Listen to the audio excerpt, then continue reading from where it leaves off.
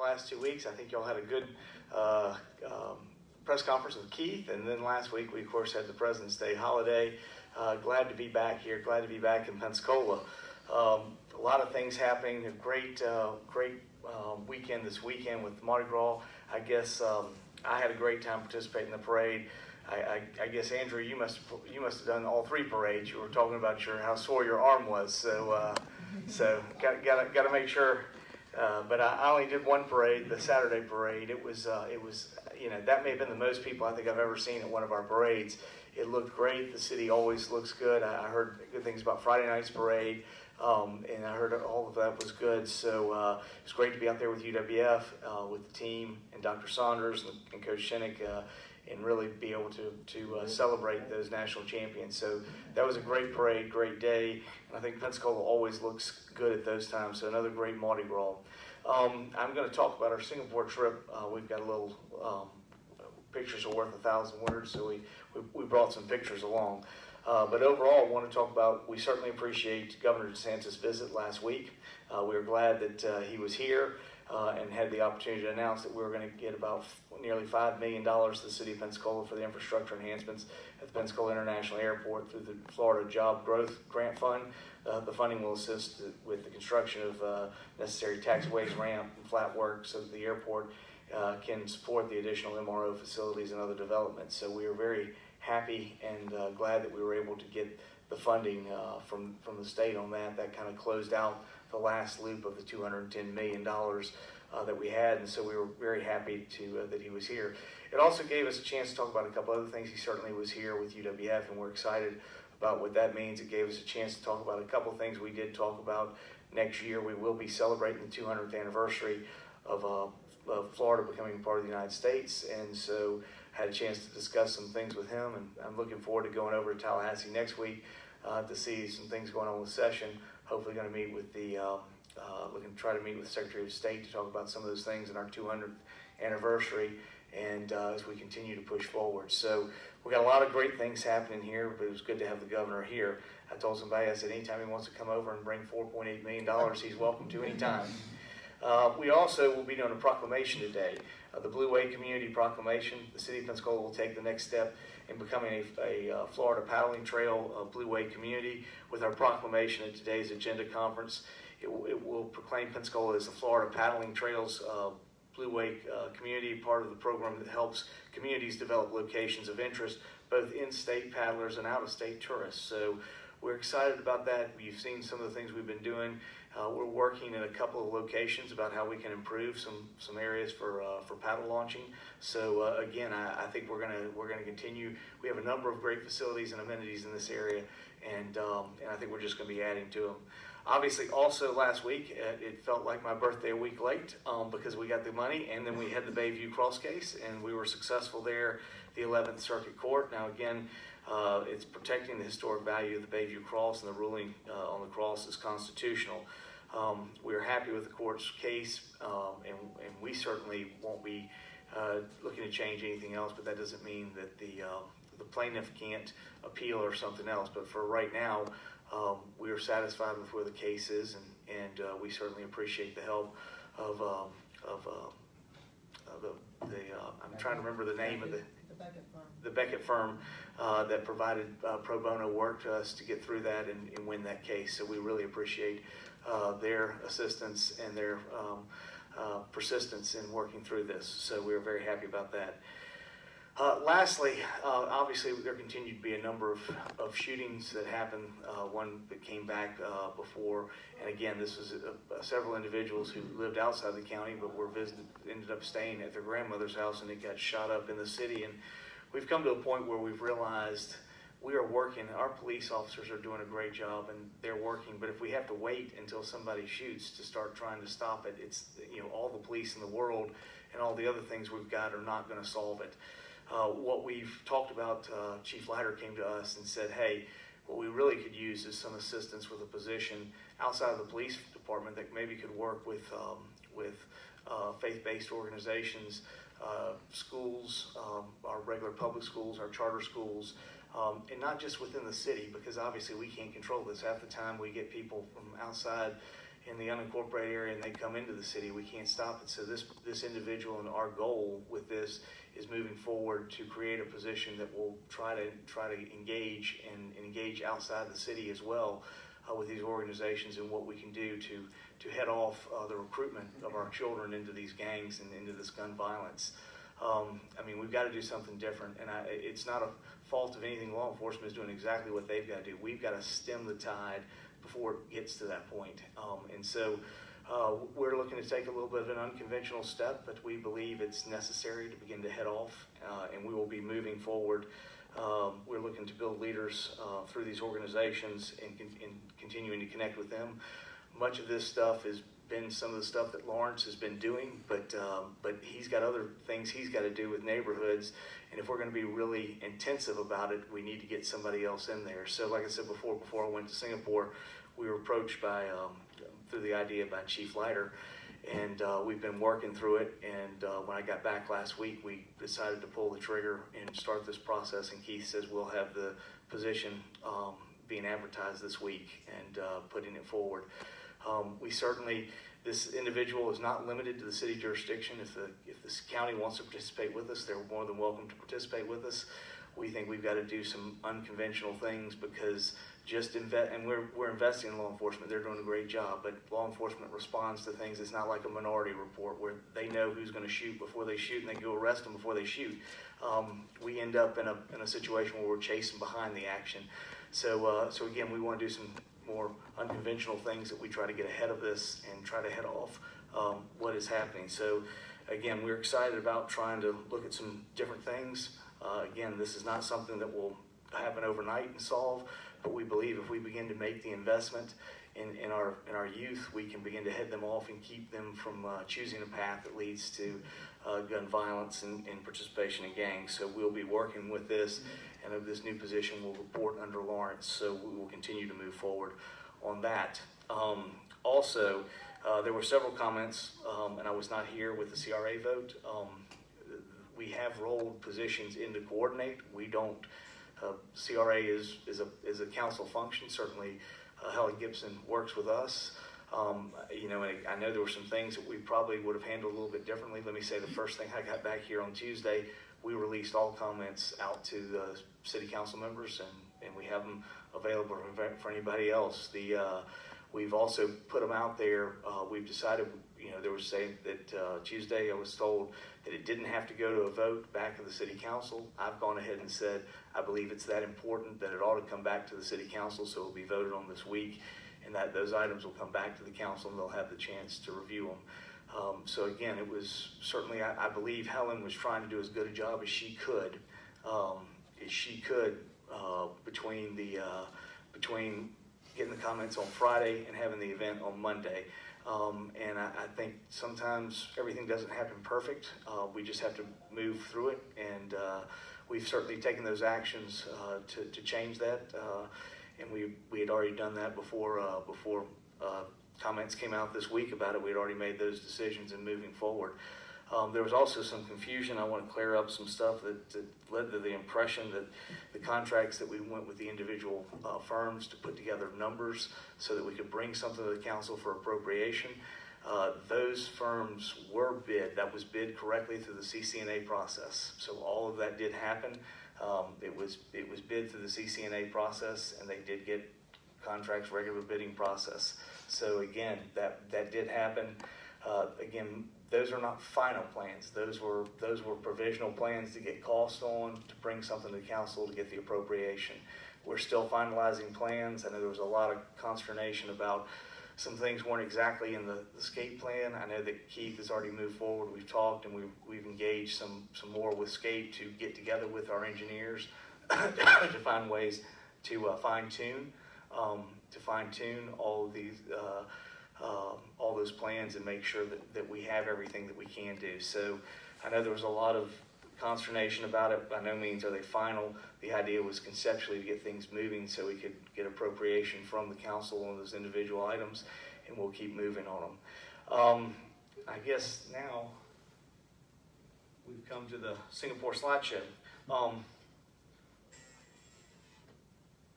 me say a couple things about that.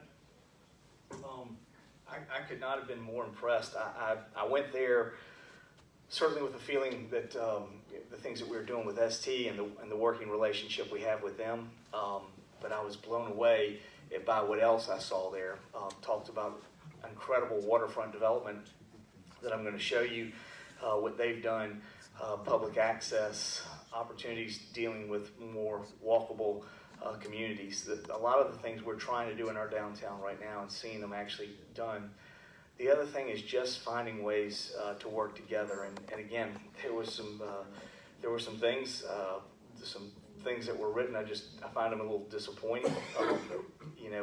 We work very hard to establish a good relationship. I think it's important that our leadership go over there and continue to keep working both with the company as well as learning from the individuals there. I think there's a lot to learn. I hope there was no Asia bias against Singapore and some of those articles, because I found it to be an incredible place that I learned an awfully lot from. They're definitely different. There's some things there that we would not be able to do here, and I'm not encouraging those things. They're very free market. They're a little bit different in their approach on democracy, but I still found everything to be an incredible learning experience for me, and I think there are going to be a lot of things that pay fruit for us as we move forward out of this trip. I do want to also say, while I'm bringing my bill in for my hotel, so I know there's some issues about cost, and we'll get those together, and I figure probably it's going to be somewhere between $7,000 and $8,000. I understand from Dick that this is not taxpayer money. It's because it was airport activity that we were on, and the trip was there for airport activity. It'll be charged against the airport, which are the fees that are collected there. In fact, one of the biggest collections of opportunities of fees is the lease money we get from ST. So in a sense, they paid for it themselves for our opportunity, at least from the city, to go forward. So, from our standpoint, we believe it was a valuable experience in what we were doing in building forward. There's more opportunity there. There are opportunities. We continue to discuss things I'm going to talk to you about, whether it's what we do with workforce development and looking at their models, whether it's also looking at opportunities to bring other parts of ST to both North America, in particular Northwest Florida, and even if we continue to try to work with them and see what we could do to get their North American headquarters here to Pensacola. So we continue to work on all those fronts with them, and we believe that this will bear fruit over time. But I think this kind of shows the very beginning of the opportunity, and there was a lot of question about some people here were questioning who we were meeting with. Well, the gentleman in the front with his wife, that's next to my wife and I, is the chairman of the board for the entire ST, Chairman Qua. On the other side of Robert is the North American president of all ST, Tom Picolia. So I mean, we were certainly meeting with the highest people in both the organization in Singapore and in North America. We had a lot of opportunity to talk to different groups. I think we visited their R&D innovation team that's working to create the smart MRO, and several of the things is looking forward how we create a better use of technology. I thought was also impressive. I know you were here, and it still continues to be a male-dominated organization, industry, but as you can see on their innovation team, 40% of it is women. And in fact, the lady in the white shirt is the head overall of that department. So again, they do have a number of women participating in their organization. We also had a chance to meet with the CEO of ST overall, Vincent Chong. That's at the actual air show and the events that were there. So we had the opportunity to meet with him personally and spend a little bit of time. The first time I'd really gotten to meet Vincent, I'd met Chairman Qua, and I'd met most of the other people, but it was the first time I'd had the chance to meet Vincent, and really enjoyed our time with him, and we had some of these discussions talking about where we go forward with workforce training. I want to show this. You talk about some of the R&D stuff they've got. They're trying to find a way to create ADA-compatible restrooms in narrow-body jets. So I know Councilwoman Myers is always looking at things that are happening. Here's a company that is trying to find a way to be inclusive in what they create, and this is trying to take a very confined space and narrow body jets and how you can create an ADA bathroom. So it was interesting. That was at the show. That was just one of the things they had to exhibit. But it wasn't just about aviation. We also took an opportunity. Robert and I had the opportunity to go meet with their electronics department, which is kind of funny. Their smart city is under their electronics. It really has to do with all kind of engineering that's not sort of military focused. So they're over there. They do all the smart city automotive transportation for Singapore. They're also in the process of deploying it for Dubai. And other cities have hired them to come in and do the same thing. So they are working with that. We went to their, much the same way that we would love to have a facility that would be there for us to have for our intelligent transportation. They showed us their nerve center. We went there and saw it.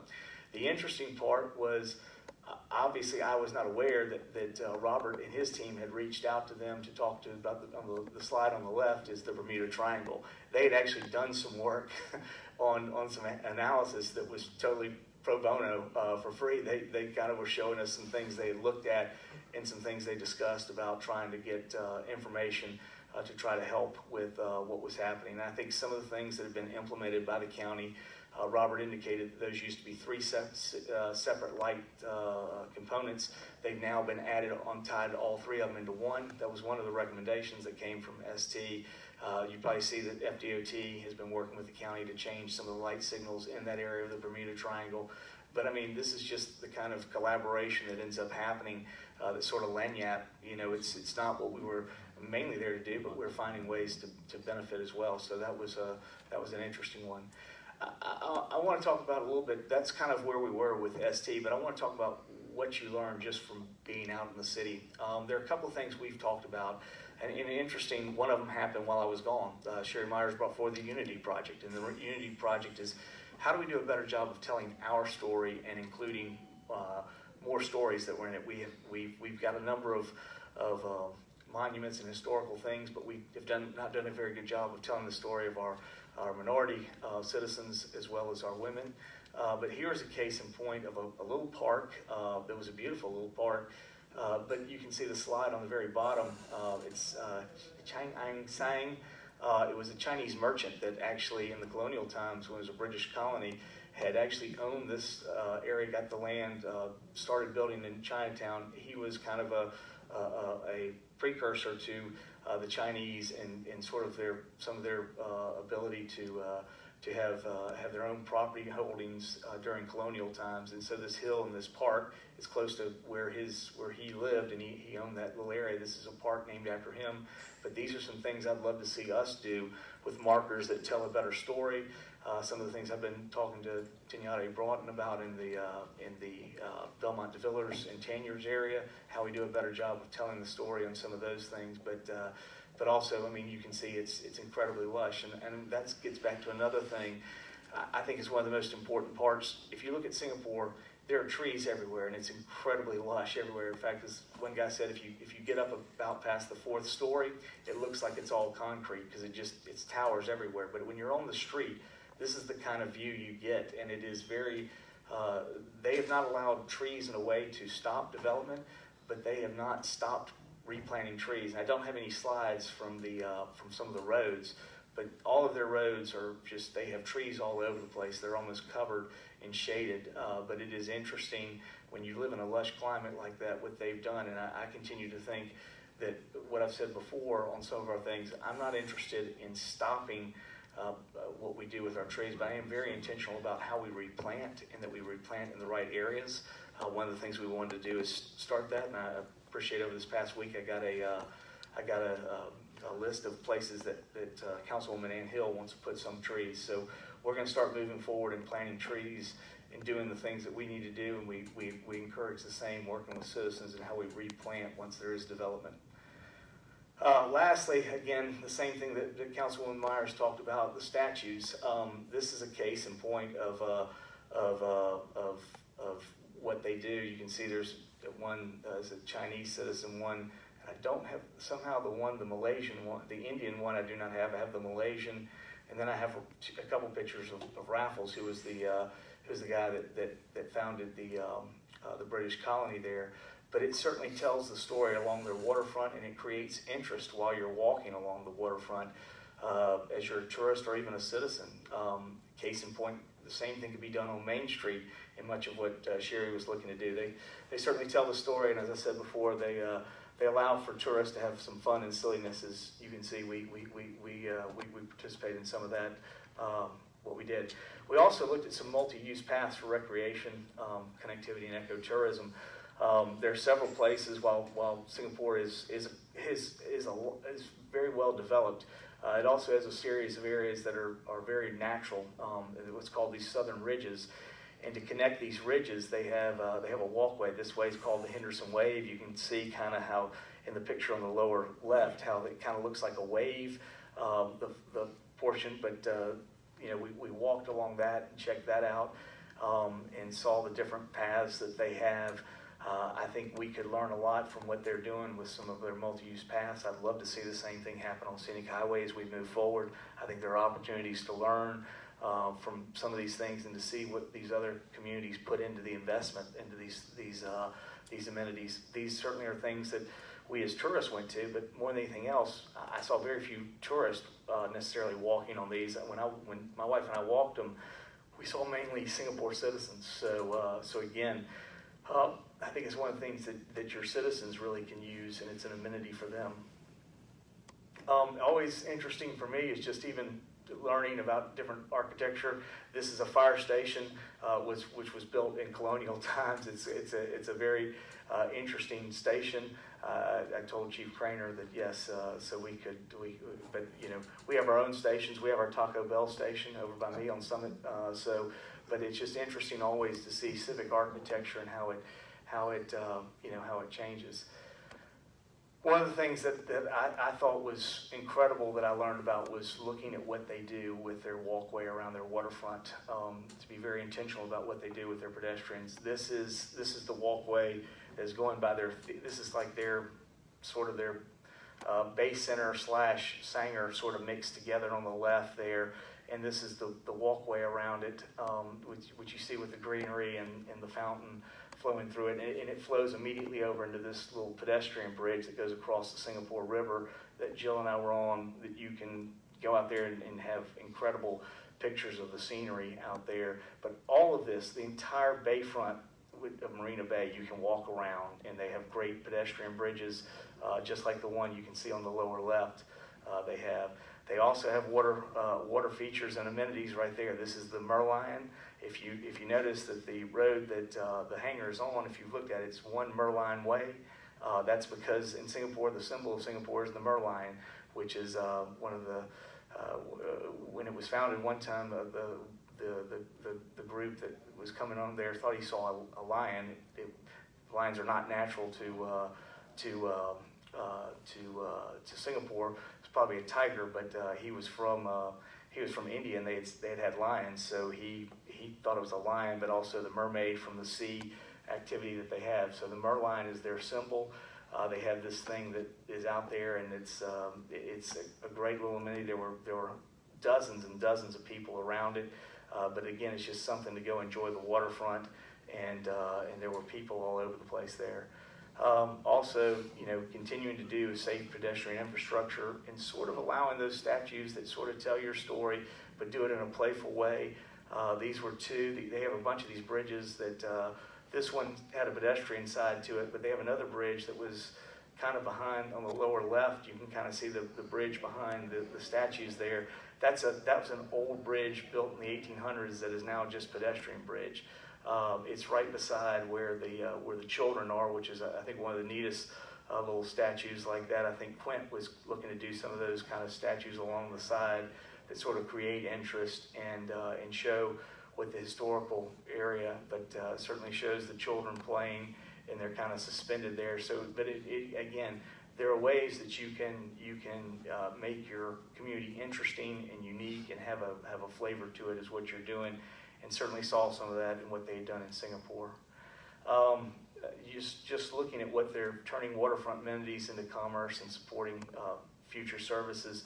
If you look at it, this is the Singapore River, and this is what they call Clark Quay. It's kind of an entertainment district that's right there on the water. It's connected pedestrian walkway. You can walk all the way from Marina Bay to this area and have a beautiful walk, and it's very pedestrian, bike friendly. And then also it has the waterfront amenities on the boat. So again, this is just kind of shows you what you can do when you create good amenities. You eventually have commerce come in, and that creates a tax base by which you can continue to provide other services. And then lastly, I think one of the most interesting things that I saw when I went there was and something we need to continue to work on is how we respectfully all work together for the betterment of the community. The biggest challenge in Singapore, and if you talk to them, what they say their biggest challenge is they have a real diversity within religion, which can be a true, as we see all over the world, spark for challenges, but they manage to do it in a fairly harmonious way. You have a Chinese Buddhist temple on the top right is a Thai Buddhist temple. Then as you go bottom right, you have a Hindu temple, and then on the bottom left you have a mosque, and you have another Buddhist temple, the Armenian church, which is the oldest church in Singapore, the Sultan Mosque, which is below that, and then you have the Anglican Cathedral Church, which we did, my wife and Robert and I attended services there on Sunday, but all of that manages to work together, and that was one of the most impressive things that I saw, and then I think we could continue to learn from. We've got to do a better job of working together for the betterment of the community, and part of that is just respectful working with each other, understanding and telling that story and allowing the story to be told. But I was very impressed at how they handle a very delicate situation like religion. I'm not saying I don't think we have that necessarily here, but we have other challenges that we deal with that I think if we're going to learn how to deal with, we can look at other communities and how they work with it. They're very multicultural in Singapore, and it was impressive to see how that works and creates a better community. So, there was a lot of stuff we learned. I teased Dan. I sent him this picture. I said, we've got to step up our airport game. So I told him this is the airport in Singapore with this large fountain area that, and you can see the tram that goes through there that takes you to the different terminals. So I was teasing him about that. And then finally I told, this is two different versions looking at all the ships. I told Amy that apparently we got to do a better job of our port because this is all the boats that are trying to get into the port of Singapore. So obviously we're not going to compete or be anything like the port of Singapore, but it was impressive to see what was happening. And then finally there's proof that you can have a viable downtown, a strong port, and healthy tourism all at the same time. I think that's one of the things you can see. That's a cruise terminal to the left. That's the main port terminal over there to the right. And of course you can see the downtown. This is on the whole other side of downtown from where I was. We spent most of our time on the east side. This is on the west side of downtown. But again, it was a little bit about what we the trip. We certainly did a lot of things, and I thought I had the slide in there that showed about we did have a chance to also go and see.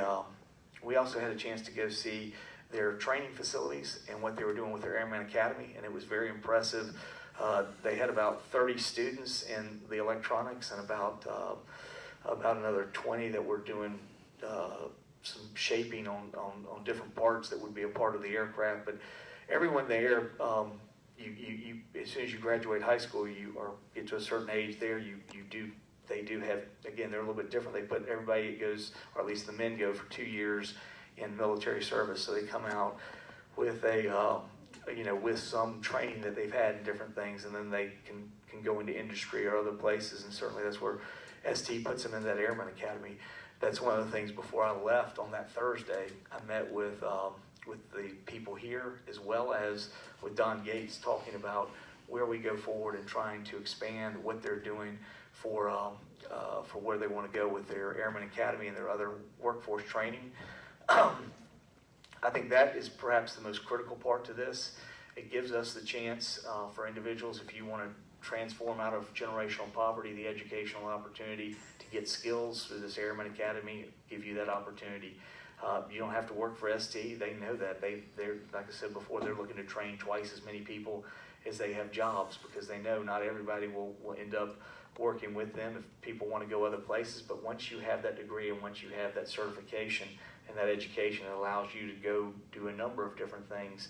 And what we need to do to transform still ourselves, we have to give our own people more skills. And I think that Airman Academy was very impressive, and I think it'll be exciting to see what happens here. But that's a little bit about what we did. I'm happy to answer any questions. And Dave, I know you had one. It's a little off subject, but I was going to see if you could comment on the resident satisfaction survey. We've got it, Casey, don't we? It's not the resident, yeah, the resident satisfaction survey. You sent a, we sort of asked all new questions, so we're at a new baseline. It doesn't really compare as well to the one we had, but it allowed us to establish a new baseline. There were a couple of questions that we had. Keith? Yeah, I'll just say with the transition team recommendations, we developed a strategic plan, a new strategic plan for the city. So the new resident survey ties back, the questions in that tie back to meeting the goals set through the strategic plan. So that's why it's a new set of questions, a new baseline for this year. The questions that were similar, we're on the same pace as we were last year. And, we seem to be, it wasn't dramatically different, but we seem to be trending in a better position. It was interesting. They told me that there was, because we extended the survey period, there was we went up fairly significant in our transparency after those that answered before the cyber attack were lower than those that answered after the cyber attack on transparency. So we did at least see a boost in that direction, and what we were doing after that. So this will be sort of the new baseline, and we'll work off that. I mean, you can get the information. We have the survey. It's just a little bit, if you read it without any context, I mean, it will have what it says. We think it's a baseline that will allow us to do future surveys and kind of figure out where we are with citizen engagement as we move forward. Yes, Jeremy. Can you speak a little bit about where y'all are at insofar as citizen committee? Yeah, we brought on Cedric, and he's doing a good job in training for us. He started several training parts, but he's been doing that. Before I left, we talked about this, and I said, when I get back, that's one of the things I want. But we wanted to get Cedric started on the training side. We absolutely, and I've talked with Lawrence about it, we're going to sit down, and he and Chief and Cedric and I sit down and talk about that probably in the next couple of weeks and begin that process. So, but we started him out first, getting started on training, and we definitely want to pick his brain. And he's worked under several of these utilized, so we're hoping to work with him and have him help us turn in that direction. But we just haven't sat down and had that discussion. But I've tasked Lawrence with creating that meeting and getting us going on that. So I think in the next couple of weeks we'll meet.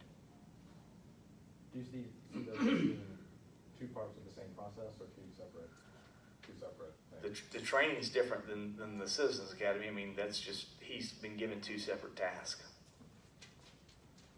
But I definitely, we wanted him to help us. He's worked in a number of different law enforcement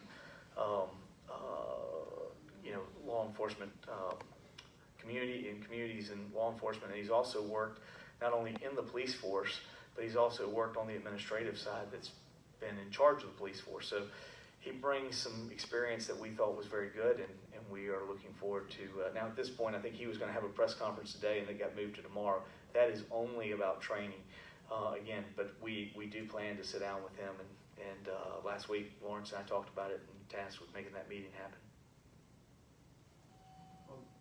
Yes? On the new position, you talked about creating for gun violence to address that. I guess, what's that based on? Have other cities done something similar?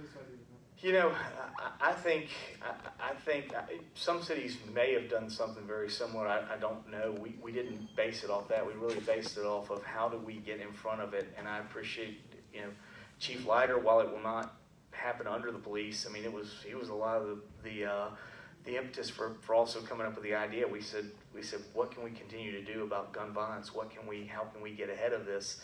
And the challenge is, again, is we can have more police officers and everything else, and they can certainly patrol, and that tries to discourage. But if I'm not there with a police officer at every single hour, that's always what happens. They always come when you're not there. So, and we just don't have enough people and enough to do everything, be everywhere at all times. So the idea is we certainly want to keep moving forward and keeping our police force as vigilant as they can be. But at the same time, we to be proactive, we think we've got to go out and do something else. And I think there were some things in the past that have worked through this, but not particularly. They were looking to address the gun violence, but we're kind of looking to use the same model. Much of it was built upon building better community relationships between the police and the community. But we want to take a little bit of an emphasis and not go that direction. I mean, that's part of it, but we really want to start targeting gun violence, and how can we either address and find ways to curb this, or move people and find other opportunities for people to find ways out of these gangs and gun violence. That's our whole goal, and to do it without necessarily being the police, with being more civilian and working with it. I think that gives us the hope that we think we can work in a more positive engagement that we're not doing right now. But part of it is again, trying something new. And again, I'm not saying this is going to be the perfect answer, but I do think we got to try something new, because just continuing to do the same thing over and over again is not going to solve our problem. So I think we got to try something new, and we believe this will be a way to engage and try to work through. What's Yes. the timeline to start? We're going to advertise the job. I imagine it would be out this week. We'll have a couple of weeks of it being out, and we'll select somebody, so probably 3 to 4 weeks. Hopefully, we'd love to have somebody here working in that position. What do you call the job, the job title? We didn't have a name yet for it. I mean, it's going to be under neighborhoods, but it's going to be dealing with gun violence. And again, the whole idea is to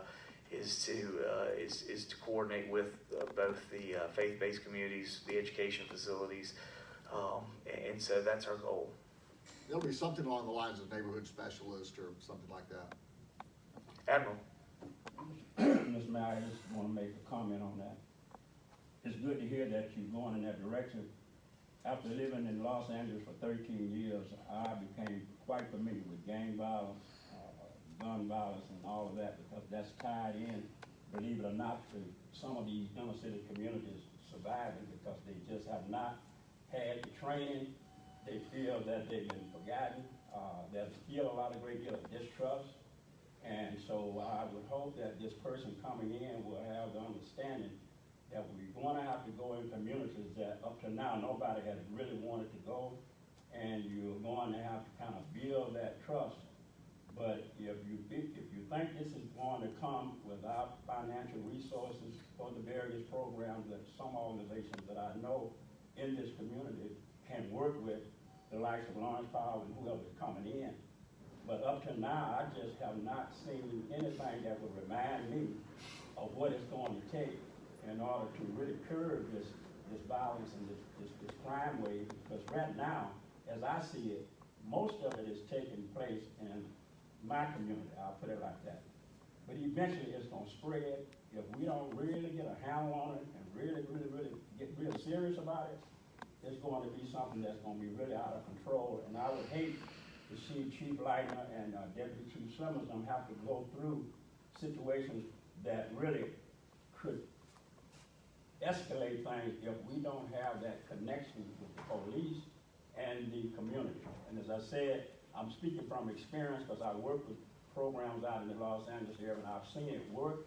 It has not wiped out everything, but it has put some trust in communities where they are recruiting our young people, because our young people are being led to believe that nobody cares.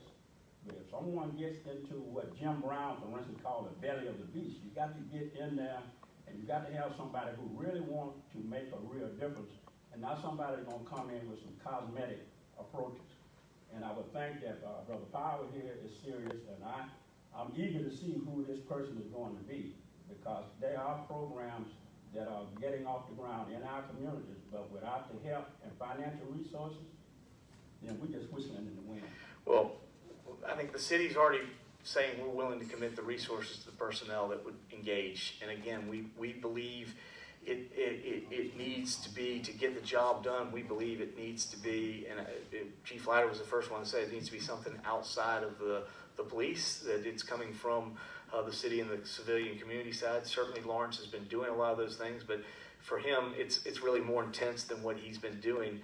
We need somebody in there that's their full focus. I mean, Lawrence has all kind of other focuses that are all the neighborhoods. He's putting together neighborhood associations and other things that we're doing, and so we need somebody that it's their job focusing on how we look to address this, and that's, we're willing to put the resources for. We certainly throw it out. If the county wants to participate with us, we'd love to work with them, but we've made it very clear this position will not just operate within the jurisdiction of the city. We're looking for them to also operate outside the jurisdiction of the city, because we can't control where those people go. The people that are doing this aren't necessarily living city residents, but they come in the city, and so we got to be willing to go out. So it's a little bit different than we've done before, but my feeling is we got to do some things that are non-conventional, and I think this is trying to build understanding, trying to build opportunity, and talk with individuals that are in there and offer them other opportunities. And again, I'm not sure what else. I'm sure something else is going to have to come more than just this, but until we can kind of get in there and figure that part out, we got to keep working. But I think just handling this through simply law enforcement is not going to, I mean, law enforcement is there to take care of the problems, but it's not going to stem the underall root causes that are creating this. And for our law enforcement officers, we owe it to them to start trying to figure out the root causes and help solve that, so that we make their job less dangerous. Well, that's good to hear, Mr. Mayor, because I met with Chief Leitner and I met with Deputy Chief Summers, and I know they have a real serious interest in wanting to really do the things that are necessary to help curb the crime rate. And what I would want to do, I'm going to pass this on to a couple of groups that I know are grassroots groups that really want to make a difference. I'm going to relay that to Mr. Powell here, and we'll see what happens, because it's getting real bad for a city this size. The crime wave that I'm seeing taking place, something really truly got to be done. As I said, living in the greater Los Angeles area, where we're talking millions of people, but still I see the same kinds of things developing here now. And with a city this size, we just got to get a handle on it. And it's just good to hear you say today that you're working toward that end. That's what we want to do. Couple of things to Yes. follow on that, and this may be something that's progressive and not right now, but obviously outside of funding this position, is there any thought of recommending to council to set aside funding to address these issues at this point? I think the idea is we want to start getting in there and figuring out what are the solutions. And again, it's going to extend beyond the city's borders. Our ability to work this, we've invited in other law enforcement. We continue to handle it from that way, but we got to be a little bit outside the box in addressing the roots. And at this point, this is our start. I'm not saying it's our only thing we're going to do, but I'm saying at this point we don't know until we get in there. And not to ask you to armchair quarterback, but the county's decision at this point to look at those LEP funds, or stop the spending of those LEP funds. Any thoughts around all of that back and forth? Again, I think there's a definite desire to address some things that are programming within how do we address and stop some of this gun violence. If they want to participate with that, they're more than welcome to. We're going to move forward. We think it's something that needs to happen, and we're also telling this individual that it's not just your job to operate within the jurisdiction of the city. We expect you to be operating across the entire area, because crime does not know where the city limits are. Gun violence does not know where the city limits are. Yeah, you several times talked about that, operating outside the city's jurisdiction. You were meeting routinely with Commissioner May when he was the chairman. Have you met with Commissioner Berry or the sheriff to talk about how you can work with them? I certainly look that Chief Leiter continues to meet with the sheriff and work with the sheriff, so he's handling law enforcement. I continue to work with both Commissioner Bender and Commissioner May primarily because they have most of the city jurisdiction. I certainly have no issue talking with Steve, and Steven's kind of given our he's sort of, as he stepped in, he sort of told Janice that as we keep meeting for Lumen to keep meeting with the city because of the relationship that his district has. Stephen has none of his district touches the jurisdiction of the city. I love working with Stephen, having a good relationship with him, and would work with whoever, but it just so happens we've been doing more of our work with the two commissioners that primarily have district in the city. So you've been meeting with Commissioner May? I've talked with him on different things about this, how we can continue as we've gone through this process, and I've even talked with Commissioner Bender. I mean, we spent almost 4 or 5 days together in Singapore, and we talked about different things as we continue to try to address some of these items. What about the impact of the task force at this point? Can you assess that, or do you think it's having an impact? The federal task force? Yes, U.S. Attorney's Task Force. I mean, I think they did a number here. I think the fact that it was only in the city jurisdiction, minimized the effectiveness that it could have had. I wish it had been regional wide. That was sort of the hope as we started the process. But again, from our standpoint, we're going to always ask for more work, how we can do collaboration. If we're going to be successful, we got to do it. I mean, the lesson I learned from Singapore is that's what you got to do. You have to be willing to collaborate with other people. It's about working together and trying to figure out ways to make things happen positively. I'm still not really clear what this person is going to be doing. Because if you're talking about solving the gun violence that's going on now, that seems much more like a law enforcement aspect, getting people to talk. On the other hand, if you're talking about building opportunity and getting religious groups involved, that seems like a very long-term proposition, 5, 10, 20 years, cultural shaping stuff. So what is there? I think you got to be playing in both of them, Andrew. I mean, I think this is not going to change it overnight, but if we don't start, if we only look at this from the law enforcement side, we are not going to get a handle on it because law enforcement does not address the root causes. It doesn't do anything into those things. Law enforcement is there to affect the problem once they've broken the law. So if I want to stop the law from ever getting broken, I've got to work in other areas. This is one reason that Chief Leiter came in and talked about starting this process and dialogue, but said he didn't believe it needed to be a police function. Because it's not about enforcement. It's much more trying to plan for the long game. It is a longer position. But we've got to begin to discuss dialogue of how we address this. I mean, that's to me what we've got to do to figure out how to. I mean, just continuing to deal with law enforcement, I won't know there's a problem until they've already had the shooting. But if I can find a way to head off the shooting and stop the things beforehand, because I stop people from ever deciding to go into that lifestyle, that becomes a much more different topic. Otherwise, how do we deal with it? Have you talked with superintendent or school board representatives about their participation in this at all? They're certainly welcome to participate in. I mean, we're starting the process, but we expect that individual to work with the schools and what we can do. So their job is to work with the schools. Oftentimes, it's not just the public schools. It's a lot of these times also we have charter schools, I mean, where we have some of these problems. So it's not just a public school system. I think it's going to be working with everything. And that's why we want an individual within the city that could help kind of foster this. I mean, it's definitely different, but again, the insanity is to keep doing the same thing over and over and expecting a different result. We got to do something different. Wouldn't a lot of this fall outside of schools because these people are adults in a lot of cases? Absolutely, but I think what we've got to be doing through the school process is figuring out a way to engage them at that point so they don't get turned into that. I mean, I think that's where the recruitment comes. It starts at the school level, but you're exactly right. These individuals are individuals who've already graduated or gotten out of the school system. But if we could stop the process from ever getting to that, that's what we want to do.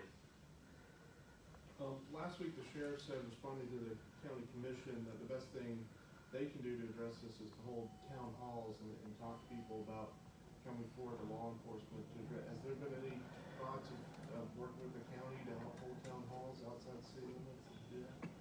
I believe town halls, you get people come forward that just want to complain, and they want to have their 3 minutes to complain. If you want to get effective dialogue started, you got to be much more intentional about it, and that's what this position is. This position is about trying to work with individuals and get intentional dialogue started. I think there's certainly a part of that standpoint, but this individual is trying to get dialogue started in that way that happens in a much more far-reaching, and how do we begin to actually take action. The problem typically with town halls are good for different functions, but they tend to be for letting off steam and people coming in and venting, and how much you get productive out of that, it depends on how you organize it. I tend to think big town halls won't do anything more than venting. Smaller, more deliberate conversations allow you to get more in depth and allow you to really talk about true things that you can turn. And that's what we hope this individual will do. Just quickly on the Singapore trip, you said your price tag was $7,000? It's going to be somewhere between $7,000 and $8,000, I think. And that was paid for by the airport. Commissioner Bender and Scott Luke paid for by other organizations? I don't know. I don't know. They have their own funding source for those things. I mean, certainly from Scott Luke's perspective, that's what they do. I mean, their whole purpose is to go do things and engage. I think it was important for us. I wanted to be very clear about the way we did it with the city. Is this comes out of the airport fund? It's an airport job. It was dealing with airport issue, and yes, we got some ancillary benefit that was beyond the airport, but the purpose of it was to deal with things that were happening at the airport. And every dollar we get from the lease of each one of those hangars goes into reducing the cost that the airlines have to operate at the airport. So it's a small bit of money that they could pay to continue to help reduce their cost.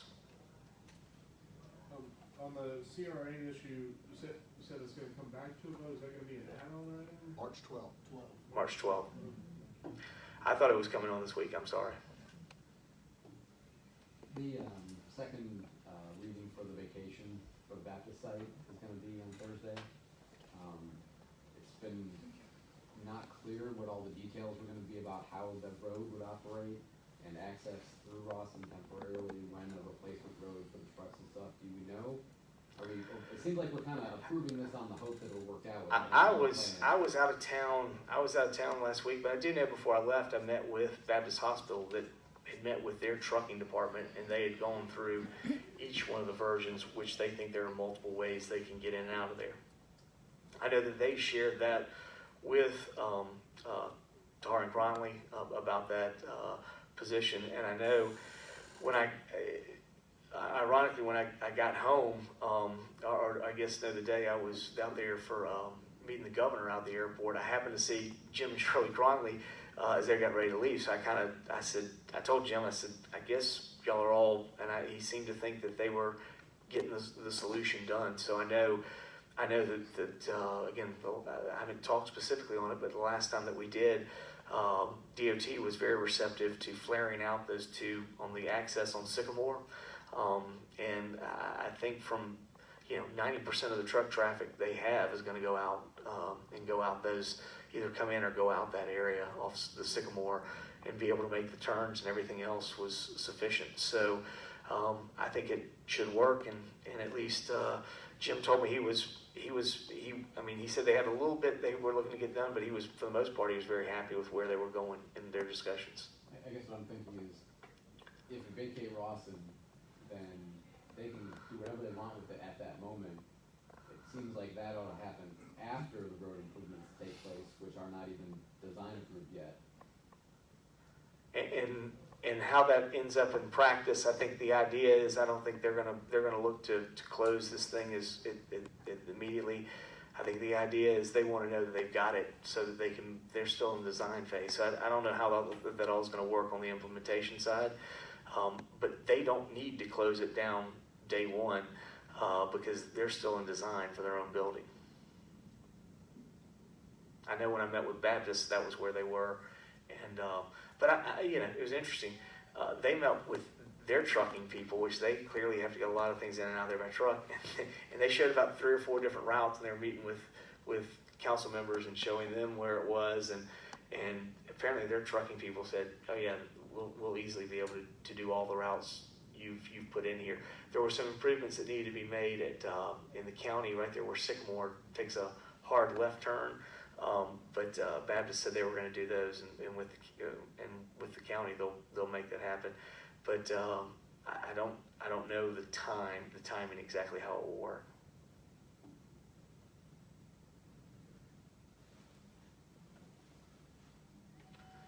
All right. Well, thank you very much, and we'll look forward to seeing you next week.